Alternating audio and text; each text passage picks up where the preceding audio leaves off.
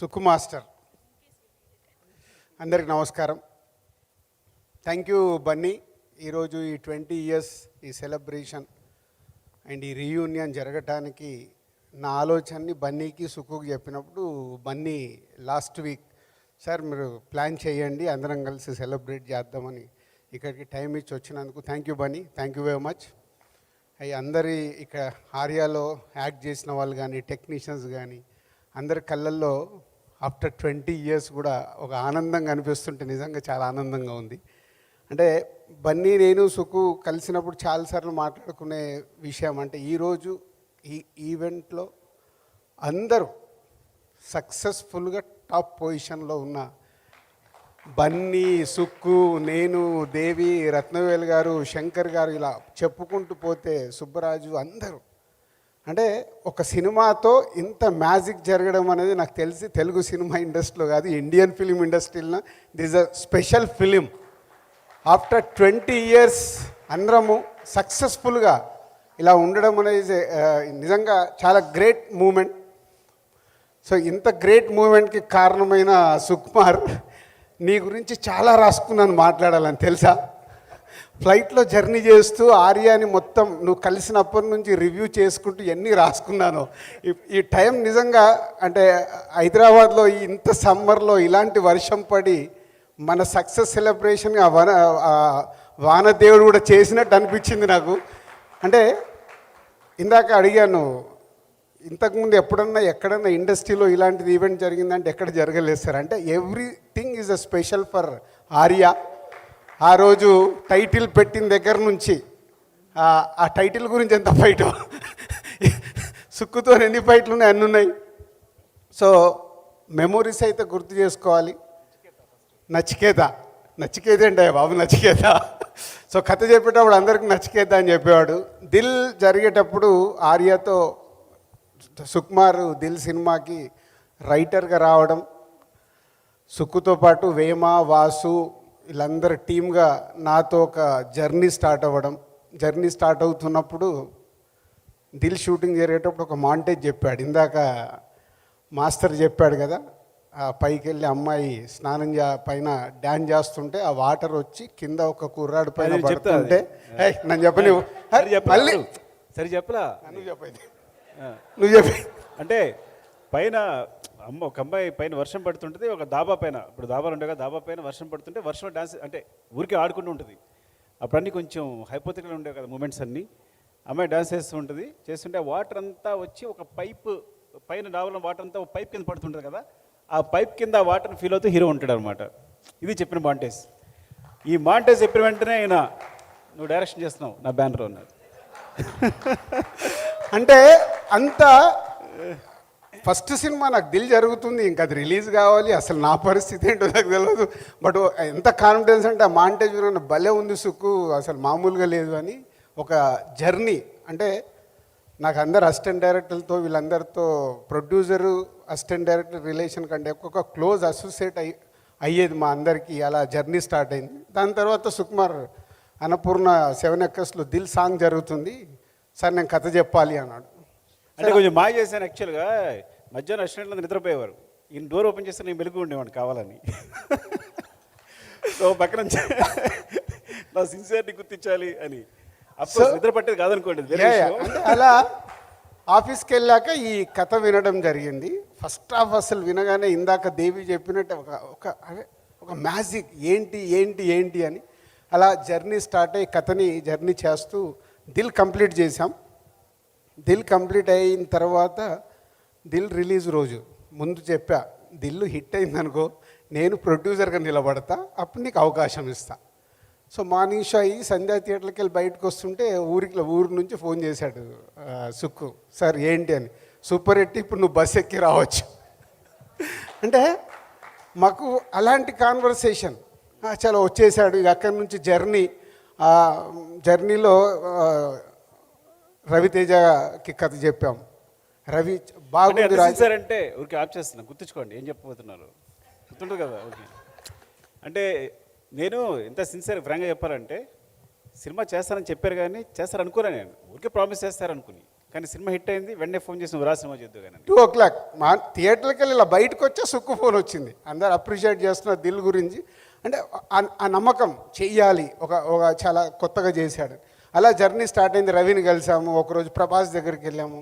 ప్రభాస్ తర్వాత సో ప్రభాస్ కూడా అప్పటికే 2 సినిమాలు చేస్తున్నాడు. ఈ జర్నీలో Dil cinema preview show Tarun ఎవరో చూస్తామనంటే ప్రసాద్ ల్యాబ్లో షో వేసాము. సో మేమిద్దరం అక్కడ చెట్టు కింద నిలబడుతుంటే ప్రభాస్కి షో వేశారు. ప్రభాస్కి షో వేసాము. ఎవరికి? తరుణ్కి అంటే వీళ్ళందరూ వచ్చారు. సో అలా మేము ఆ చీకట్లో చెట్టు కింద ఇవే దీని గురించే. సో దిల్ హిట్ అయింది, ఇప్పుడు ఆర్యాన్ కాదు ఈ సినిమా చేయాలి, దిల్ హిట్ అయింది ఈ సినిమా చేయాలి ఎలా.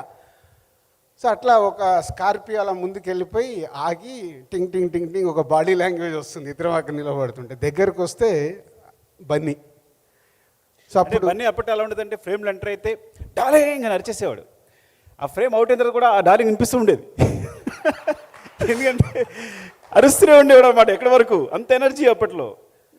అంటే ఇట్స్ గ్రేట్ మూమెంట్స్. అలా రాగానే సుక్కు నేను అరే బాడీ లాంగ్వేజ్ అంతేంది నీ క్యారెక్టర్ లాగా ఉందని బన్నీ లోపలికి వెళ్ళిపోయాడు. నేను అబద్ధాలు చెప్పొద్దు, నిజాలు మాట్లాడుకుందాం. నిజమే, నిజం కాదు, నిజాలు మాట్లాడుతాం నిజాలే. ఓకేనా? అసలు ఇంకా నేను చూసి అప్పుడు హీరో పేరు నచికేత్ అనమాట. దానికి ఒక కథ ఉంది, నచికేత్ అని పేరు పెట్టడానికి. నేను వెతుకుంటే చూస్తే నేను ప్రభాస్ దగ్గరికి వెళ్ళినప్పుడు చెప్పాను ఫ్రెండ్గా, ప్రభాస్ రాజుగారి నీ కథ చెప్పన్నారు కానీ ఎందుకు నీకు కరెక్ట్ కాదనిపిస్తుంది అని. అప్పట్లో నేను మాకు అవన్నీ ఏం తెలుసు, కథ ఉంది హీరో కావాలి అని. సరే విందామంటే నేను విన్న తర్వాత కూడా అవును కరెక్ట్ మీరు చెప్పింది, నేను కరెక్ట్ కాదు.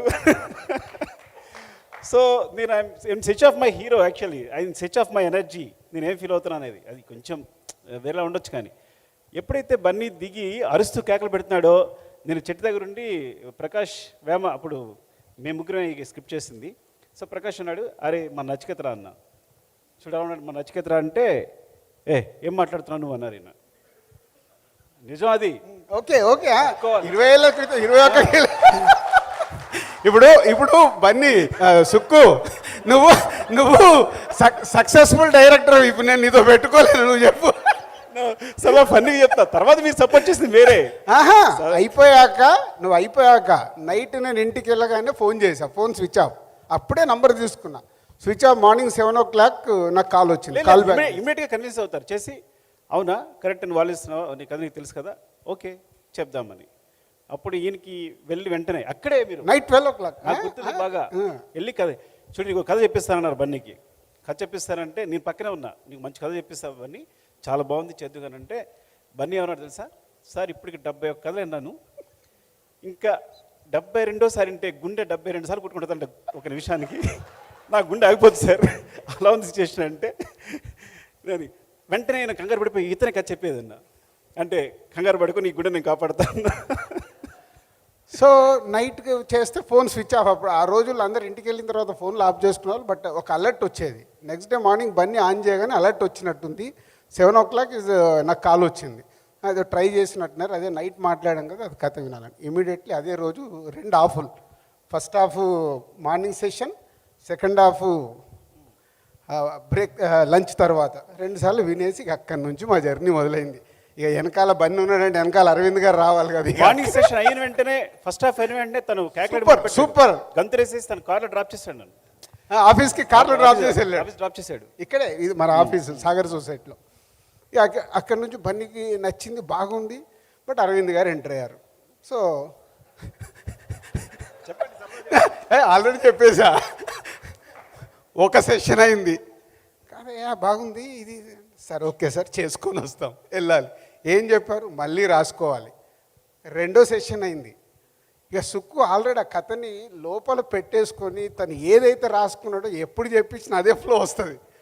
సో 3rd టైం అయిపోయి బయటకు వచ్చిన తర్వాత గీతా ఆర్ట్స్ ఆఫీస్ ముందు ఇట్లా కారు వచ్చేస్తూ ఇట్లా వేసేసుకుని, సార్ నాకు సాయంత్రం బస్ టికెట్ వేసేయండి. ఏమైందయా, నా వల్ల పట్టేది. నాకు ఆగు సుక్కు, ఇప్పుడే కదా ఏదో చెప్పాడు, మనం ఏంది నమ్ముతున్నాం కదా వెళ్దామని. మళ్ళీ అసలు ఏంటి ఏమైంటుందని వేమ, వాసు అండ్ ప్రకాష్. అప్పుడు సార్ ఒక డైలాగ్ ఎంత చెప్పాను నాకు ఉంటుంది ఏంటంటే, సార్ ఒక్క పాట 100 సార్లు చెప్పలేక లెక్చర్ జాబులు వచ్చేసాను, ఇప్పుడు ఇక్కడ అదే చేయమన్నారు ఆయన. నేను చేసాను, వెళ్ళిపోతున్నాను, ఈ సినిమా అక్కర్లా, నేను జాబ్ చేసుకుంటాను, మ్యాథమెటిక్స్ చెప్పుకుంటా, దీనికి అదే బెటర్గా ఉంది, చెప్పిన పాట మళ్ళీ చెప్పొచ్చు, అయిపోయింది. నాకు అప్పుడు స్కోడా కార్ ఏదో ఉంటే వచ్చేసి ఈవినింగ్ బస్ టికెట్ వేసేయండి అంటాడు. సరే అయిపోయి మళ్ళీ జర్నీ స్టార్ట్ చేస్తే ఏదో ఒక దగ్గర కమ్యూనికేషన్ ఆగిపోయింది ఈ సినిమాకి. తర్వాత సత్యనారాయణ రెడ్డి గారి ద్వారా మళ్ళీ మాకు కమ్యూనికేట్ అవ్వడం, అరవింద్ గారు వాళ్ళ కథ ఏమైంది, వాళ్ళు వెయిట్ చేస్తున్నారు. అప్పుడు కాన్ఫిడెంట్గా అనుకొని బన్నీని ఆఫీస్కి పిలిచాం. వినాయక చవితి రోజు బన్నీ ఆఫీస్కి వచ్చి కూర్చొని ఒక్కొక్క సీన్ చెప్తుంటే బన్నీ ఒక్కొక్క సీన్ రాసుకున్నాడు. అంటే మామూలు జర్నీ కాదు, వాళ్ళ 20 years తర్వాత కూడా ఈ సెలబ్రేషన్ చేస్తూ ఇక్కడ అందరం ఉన్నామనంటే ప్రతి ఒక్కరు ఈజ్ ఇన్వాల్వ్మెంట్. బన్నీ నేను హీరో అని, సుక్కు డైరెక్టర్. సినిమా మెటీరియలైజ్ చేయడం కోసం ఫ్రాంక్గా చెప్పాలంటే వీళ్ళిద్దరు కష్టపడ్డారు. ఇప్పుడు నిజాలు మాట్లాడుకోవచ్చు కాబట్టి. ఎందుకంటే సెకండ్ హాఫ్ ఇద్దరు కూర్చుని నేను ఇంకా చెప్తాను కదా, నా మైండ్ ఆఫ్ అయిపోయింది, మళ్ళీ చెప్పలేను, అలాంటి కొంచెం ఫ్రాంక్గా చెప్పాలంటే చెప్పలేకపోతున్నా. ఆ సిచ్యువేషన్లో ఇద్దరు కూర్చుని చెప్పారు అరవింద్ గారికి scene to scene. So Bunny రాసుకున్న తర్వాత మళ్ళీ అరవింద్ గారి టైం తీసుకొని వెళ్ళి ఆ బన్నీ ఇప్పుడు నేను మేమిద్దరం కూర్చొని సీన్ టు సీన్ ఎక్స్ప్లెయిన్ చేస్తే లేచి అరవింద్ గారు షేక్ హ్యాండ్ ఇచ్చారు. అలా ఈ సినిమా మొదలవ్వటానికి సో టీమ్గా ఒక ఎఫర్ట్స్ పెట్టి జరిగింది. అక్కడి నుంచి మా ఇద్దరికి చాలా గొడవలు ఉన్నాయనుకో. గొడవలు అంటే ఫ్రెండ్లీ గొడవలు, ఎప్పుడు వేరే లాంటివి కాదు. ఒక్కసారి 3 రోజులు మాట్లాడుకోకుండా ఉన్నాం. అయినా మళ్ళీ నేనే రూమ్కి వెళ్ళిపోయా. టైం లేదు, ఆల్రెడీ 11 అవుతుంది, మాట్లాడట్లేదు. సో వెళ్ళిపోయి వైజాగ్లో ఏంటి బాబు నీ ప్రాబ్లం అని చెప్పు, నువ్వు సినిమా గురించే ఆలోచించేది, నేను సినిమా గురించే ఫర్ వర్క్. గొడవలు ఉండేవి. పొద్దున నేనేమో మొహం తిప్పుని ఇలా ఉండేవాడిని, కూర్చుంటే ఇద్దరం కలిసారంటే ఎక్కడికి వెళ్ళి ఒకే రూమ్లో ఉండేవాళ్ళం, వేరే వాయించుకోవద్దు. నో అంటే ఎకానమీ ఇప్పుడు అప్కమింగ్ అప్పుడే స్టార్ట్ అయ్యాము. ఎకానమీ ఒక రూమ్ కంటే అమ్మ మళ్ళీ 1000 రూపాయలు ఎక్కువ అవుతాయి ఎందుకు, కలిసి ప్రేమతో అనుకున్నాను. ప్రొడ్యూసర్ ఏం ఆలోచిస్తాడు, ప్రొడ్యూసర్ ఆలోచించేది అప్పుడు ఎకానమీ. సో అలా జర్నీ ఎన్నో అద్భుతమైన మూమెంట్స్. ఇందాక దేవి చెప్పినట్టు ఒక్కొక్క పాటించారు. రా నువ్వు ఏంటి, నేను ప్రాబ్లం ఏంటి, ఓకేనా అని తను వచ్చేసి మళ్ళీ అంటే హీజ్ లైక్ అంటే చెప్పాలి ఎప్పటికప్పుడు ప్రతిదాన్ని సినిమాకి సంబంధించి ఏ విషయాన్ని ఎక్కడెక్కడ హోల్డ్ చేసుకుంటూ సినిమాని ఆర్య అనే సినిమాని తీసుకొచ్చి పెట్టారని డెఫినెట్లీ చెప్తా సార్. ఇంకా నిజాలు మాట్లాడుకుందాం, అప్పుడు ఎందుకు లేదు చెప్పండి. సో అలా ఎన్నో మూమెంట్స్తో అద్భుతంగా చేస్తూ ఈ జర్నీ చేసాం. దానికి దేవి మ్యూజిక్ కానీ, రత్నవేల్ గారి విజువల్స్ కానీ, so other technicians, every moment adding అయ్యే ఈ ఆర్య తయారైనప్పుడు. సో ఈ ఆర్య తయారవ్వటానికి Sukku it's a 100% your baby. So నువ్వు మీలో ఉన్నవన్నీ రైట్ రూట్లో రైట్ రాంగ్ అనిపిస్తే రాంగ్ అని చెప్పడం తప్పితే మేము చేసింది ఏం లేదు. ఏ సీన్ రాసినా నువ్వు రాసుకుందే, రైటు రాంగ్ చెప్పడమే. దానికి గంగోత్రి అప్పుడు బన్నీ అరవింద్ గారు రాఘవేంద్రరావు గారిని పెట్టి ఒక సెటప్కి పెట్టి హిట్ తీస్తే బన్నీ మేక్ ఓవర్ అవ్వడం ఈ సినిమా కోసం. ఇందాక శివబాలాజీ చెప్తూ నాకు గుర్తుంది, అల్లురామలింగే గారు అక్కడ అన్నపూర్ణలో స్టేట్కి ఒక పెద్దది ఆ రన్నింగ్ది స్టిల్ పెట్టినప్పుడు రామలింగే గారు అక్కడ కూర్చొని అలాగే చాలాసేపు చూస్తున్నాడు. ఆ రోజు అనిపించింది నాకు, అంటే తాత ఇండస్ట్రీలో ఇంత పెద్ద ఆర్టిస్ట్ అయినా, ఫాదర్ అంత పెద్ద ప్రొడ్యూసర్ అయినా, తాత బన్నీ సైడ్ చూసుకుంటుండే ఆహా ఏదో ఒక రోజు బన్నీ వేలుతాడు అని. అది ఈరోజు నిజంగా అంటే అది ఎఫర్ట్స్. బన్నీ ఈరోజు ఈ స్థాయిలో ఉండటానికి మాది ఆల్మోస్ట్ బ్రదర్స్ జర్నీ అయిపోయింది. ఆర్య తర్వాత నా డాటర్కు బ్రదర్ అయిపోయాడు బన్నీ. ఆర్య తర్వాత అంటే ఒక అటాచ్మెంట్, ఒక ఫ్యామిలీ మెంబర్స్ అయిపోయాం. కానీ బన్నీ ఒక్కొక్క సినిమాని భయంతో, రెస్పాన్సిబిలిటీగా ఉంటూ భయంతో సినిమాలు చేస్తున్నాడు. కాబట్టి ఈరోజు ఆల్ ఇండియా స్టార్ అయ్యాడు. ఒక ఆర్యతో మొదలై ఈరోజు పుష్ప 1 తీసి ఇద్దరు కాంబినేషన్లో సెన్సేషనల్ కొట్టి ఇప్పుడు పుష్ప 2తో ప్రపంచం వెయిట్ చేసేలాగా చేశారు. దానికి మీ ఇద్దరికి hats off. And Bunny love you and thank you.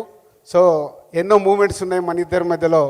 సుక్కుకు నాకు ఎలా ఉన్నాయో ఈ సినిమాలో నాకైతే 2 భయం వేసిన మూమెంట్స్ నేను షేర్ చేయాలి. కేరళలో ఏదో ప్రియరా హట్టేసి మనం షూట్ చేస్తున్నాము. విపరీతమైన సమ్మర్, నాకు పని లేదని నేను వెళ్ళి రివర్లో దూకాను. టప్ అని వెనకల్లోకి వచ్చి దూకాడు. చూస్తే దూకి లేవడే, నాకేమో హార్ట్ బీట్ పెరుగుతుంది, బయటకు వస్తలేడు. తర్వాత మెల్లిగా బయటకు వచ్చి టెన్షన్ పడ్డారా సార్ అన్న, టెన్షన్ ప్రొడ్యూసర్గా అదొకటి. తర్వాత ఈయన మీద ఉన్న కోపానికి ఒక పంటిలో వెళ్ళి షూట్ చేసుకొని వస్తున్నారు. ఆ పంటి మెల్లిగా బెండ ఇలా సుక్కు అక్కడ ఏంటంటే ముందు కాదు, నన్ను ఏది షేర్ చేయాలి. యాక్చువల్గా అరవింద్ గారు సార్కి ఫోన్ చేశాం, అడిగేంటి బండి పైది దూకొచ్చారు. నేనేంటి అక్కడ దూకినప్పుడు రాజు గారు దూకారు, తేలిపోయారు, పైకి వచ్చారు. నువ్వు దూకావు, అది నేను ముందు చెప్పాలి.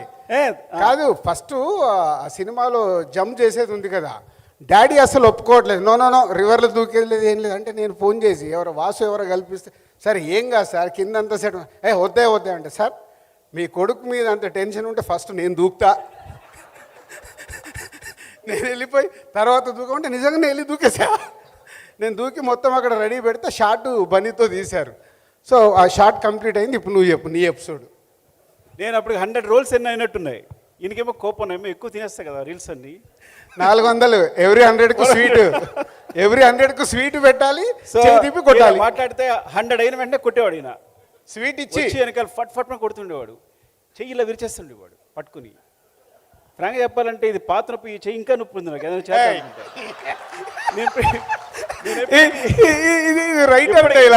సార్ ఇప్పటికీ పుషప్స్ చేయలేను నేను ఈ వ్యక్తి వల్ల.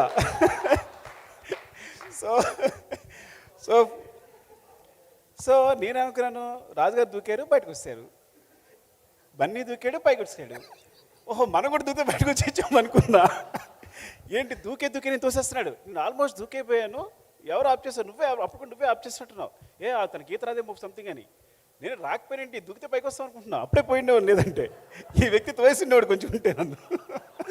సో అలా అప్పుడు ఆ ఎపిసోడ్ అయిపోయిన తర్వాత పంటిలో వెళ్ళి షూట్ చేసుకొని వస్తున్నారు. మేము అందరం అటు ఏదో ప్రియారాగా మౌంటేజెస్ తీస్తున్నారు, బయట ఉన్నాను. సడన్గా పంటిలో బెండ్ అవుతుంటే మెల్లిగా సుక్కు ఆ పంటి మీద ఉన్నారా? నేను లేను, నేను బయట ఉన్నా. మెల్లిగా పడిపోతుంది. నేను ఇక్కడికి వెళ్ళి చూస్తున్నా, పడిపోయింది. మెల్లిగా బన్నీ హ్యాండ్ ఇచ్చి తీసుకొచ్చాడు. బయటకు వచ్చాడు. ఎందుకు బన్నీ తీసుకొచ్చావు?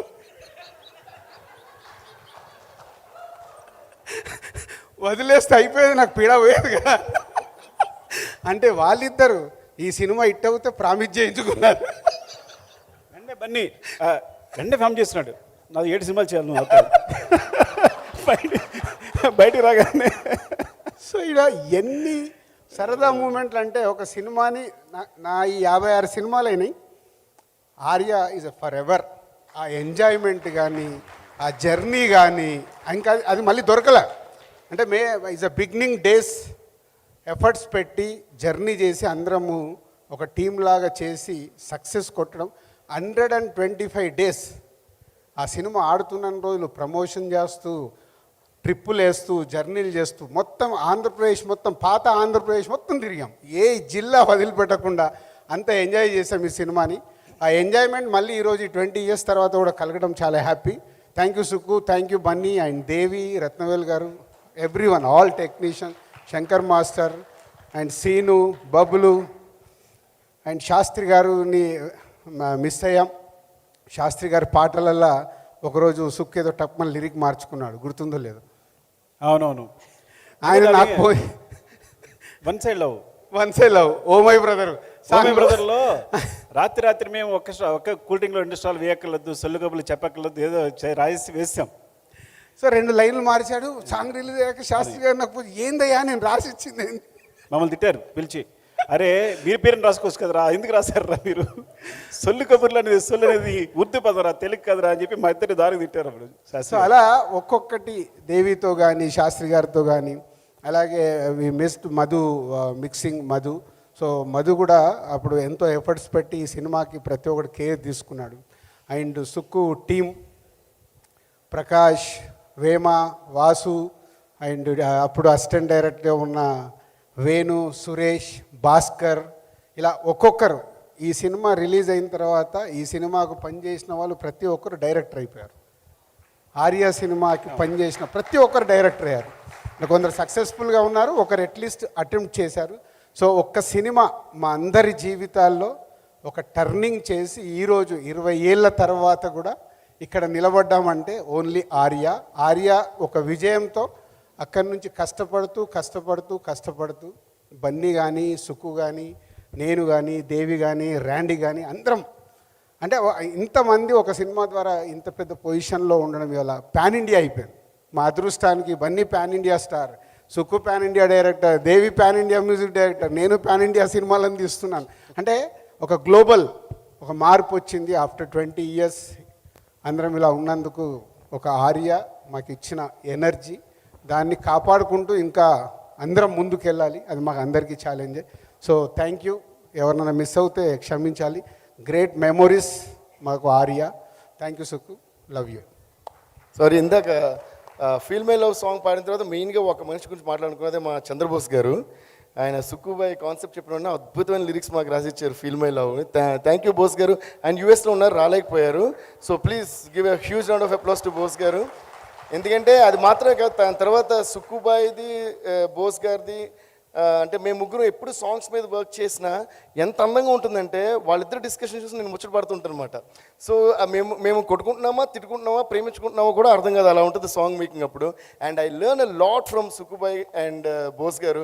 అంటే వాళ్ళిద్దరితో మాడుతున్నప్పుడు ఇద్దరు గొప్ప వ్యక్తులు, బట్ ఒక ఇద్దరు గురువులతో మాట్లాడుతున్నట్టు ఉంటుంది. So thank you Sukku bhai, thank you Bose garu for that great experience. అలాగే ఇప్పుడు పుష్ప వరకు అండ్ పుష్ప 2 వరకు కూడా బోస్ గారు అంటే అన్బిలీవబుల్ మైండ్ బ్లోయింగ్ లిరిక్స్ రాశారు. So I would like to మా టీం అందరి తరపున బోస్ గారికి థ్యాంక్ యూ బోస్ గారు, love you. And Arya cinema release రోజు సుక్కు నేను మా డిస్ట్రిబ్యూషన్ ఆఫీస్కి వెళ్ళాము.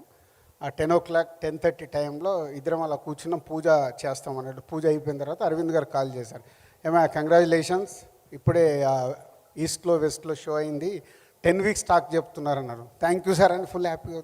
ఏంటి సార్ అన్న 10 weeks ఇట్లా అరవింద్ గారు ఏంటి మన సినిమా 10 weeks అన్నాడు.